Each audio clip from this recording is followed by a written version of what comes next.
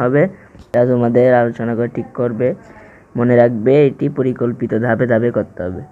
তো তোমাদেরকে প্রথমে এখানে মহান স্বাধীনতা ও বিজয় দিবস সম্পর্কে একটি অনুষ্ঠান আয়োজিত করতে হবে এবং নির্দিষ্ট দলে ভাগ করে দিবে এটা। তো অনুষ্ঠান আয়োজনে দলগত আলোচনা পরিকল্পনা ক খ গ দলে ভাগ করে দিবে। এই কাজের জন্য তোমাদেরকে 20 জনের দলে একত্র করা হয়েছে। এবারে দলের সবাই আলোচনা করবে এবং পরিকল্পনায় দলের সদস্যরা নিম্নোক্ত কাজগুলো কিভাবে করবে তা আলোচনা করে নিজেদের মধ্যে ভাগ করে নিবে। দল বিভাজনের সময় চেষ্টা করবে সব দল যেন সমান কিংবা কাছাকাছি সংখ্যক সদস্য থাকে।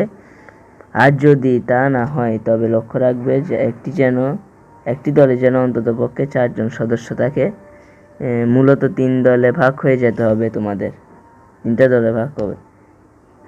আলোচনা সাপেক্ষে তোমাদের যে কোনো একটি দল